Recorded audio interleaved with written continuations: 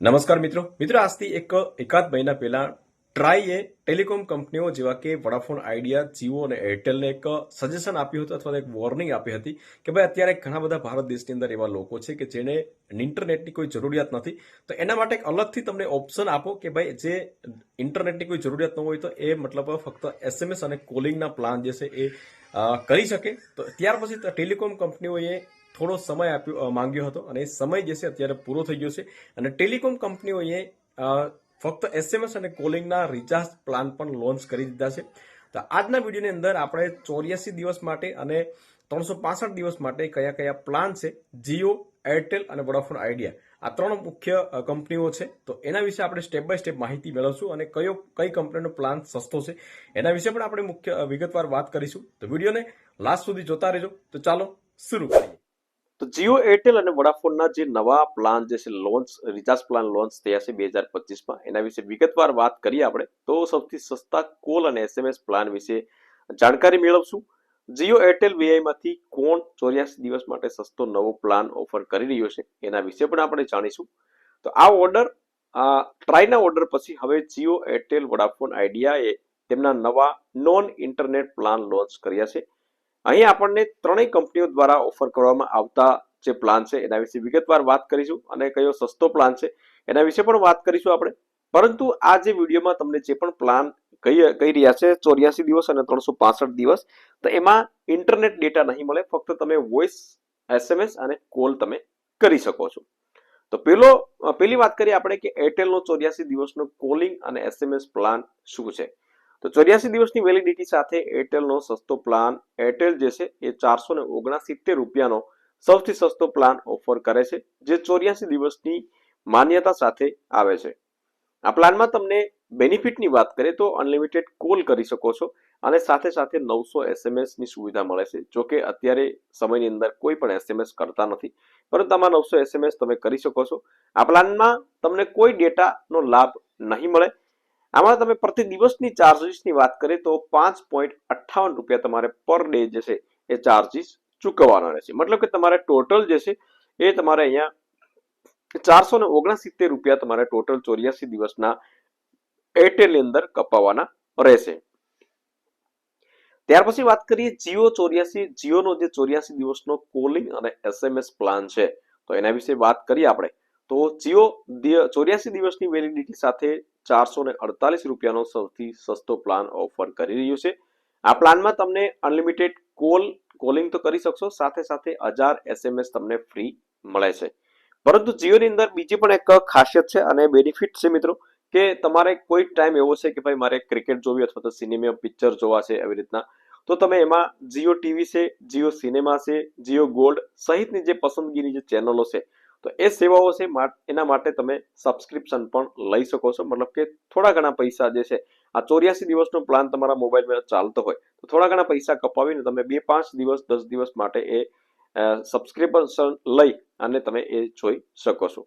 આ સ્કીમની per day ની વાત કરીએ તો પર ડે તમારે 5 રૂપિયા ચૂકવવાના રહેશે. પરંતુ એરટેલ કરતા જીઓ જે છે એમાં સુવિધાઓ પણ મળે છે અને સાથે સાથે થોડું ઘણું સસ્તું પણ પડે છે. બરાબર, કેટલું સસ્તું પડે છે આપણે આગળ વાત કરીએ છીએ.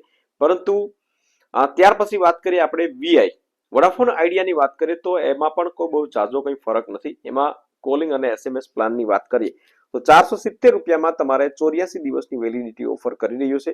આ પ્લાનમાં તમને કોઈ પણ લોકલ એસટીડી નંબર પર અમર્યાદિત વાત કરવાનો લાભ મળશે. તો એરટેલ અને જીઓ જે છે એમાં કોઈ લાંબો ડિફરન્ટ નથી અને એની સાથે સાથે 84 દિવસ માટે તમને 900 એસએમએસ પણ ફ્રી આપવામાં આવશે. આ પ્લાનનો દૈનિક ચાર્જીસની વાત કરીએ તો 5.5 રૂપિયા પર ડે તમારે ચૂકવવાનો રહેશે. ત્યાર પછી વાત કરીએ મિત્રો કે જીઓ, એરટેલ, વોડાફોન આઈડિયા જે છે તો એ 84 દિવસની વેલિડિટી વાળા પ્લાન છે.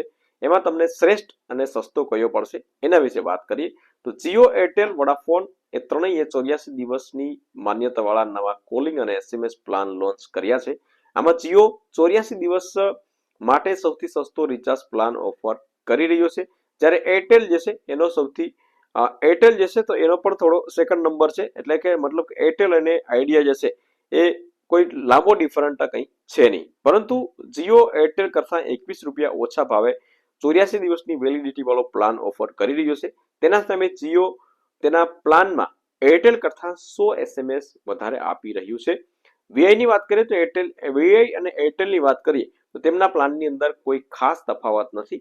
વીઆઈ નો પ્લાન એરટેલ કરતાં ₹1 જે છે એ થોડો મોંઘો છે. તો આટલો કઈ ડિફરન્ટ કઈ છે નહીં. આ 84 દિવસની વેલિડિટી વાળા પ્લાનની વાત કરીએ તો ₹21 સાથે ઓછા સાથે તમે જીઓના પ્લાન જે છે એ તમે લઈ શકો છો અને એ સસ્તો પ્લાન પડે છે જો તમારી પાસે કાર્ડ હોય તો. બાકી એરટેલ અને આઈડિયાની અંદર બહુ ઝાઝો કોઈ ડિફરન્ટ કઈ છે નહીં. ત્યાર પછી વાત કરીએ મિત્રો કે 84 દિવસની વેલિડિટી નહીં 365 દિવસની વેલિડિટીની વાત કરીએ, કારણ કે 84 દિવસની વેલિડિટી વાળા પ્લાન જે છે પૂરા થઈ ગયા છે, માહિતી મેળવી છે.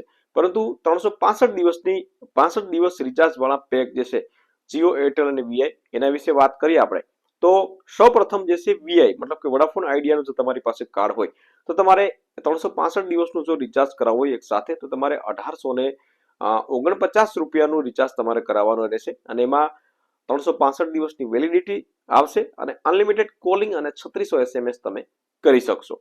એરટેલની પણ સેમ જ છે, એમાં પણ કોઈ ડિફરન્ટ નથી કે ભાઈ ₹1849 રિચાર્જ કરાવવાનો રહેશે અને અનલિમિટેડ કોલ અને 3600 SMS તમને મળી શકશે. ત્યાર પછી જીઓની વાત કરીએ તો જીઓનો પ્લાન જે છે એ ₹1774 છે, પરંતુ એની જે વેલિડિટી છે એ ઘટાડી દીધી છે. આમાં ₹365 છે, તો એની સાથે જે પૈસા ઘટાડે છે તો એમાં દિવસો પણ જીઓએ ઘટાડી દીધા છે. 336 દિવસ છે અને એમાં અનલિમિટેડ કોલ અને 3600 SMS તમે કરી શકો છો. તો આ પ્રમાણે તમારે 365 અને 84 દિવસના રિચાર્જ પેક જે છે એ કંપની લોન્ચ કર્યા છે. પરંતુ કુલ મળીને વાત કરીએ મિત્રો તો આમાં લોકોના હિતની અંદર ક્યાંય પણ કોઈ પેક જે છે એ કોલિંગ અને SMS પેક આવતો હોય, બેનિફિટ રહેતો હોય એવું કોઈ લાગતું નથી. પેક જે છે આના કરતાં તો ડેટા પેક જે છે એ કરી લેવા વધારે હિતાવહ રહેશે. અને આ પેક જે છે જ્યારે પણ લોન્ચ થયા છે ત્યારે ટ્રાયને ઘણા બધા લોકોએ મેલ કર્યા છે.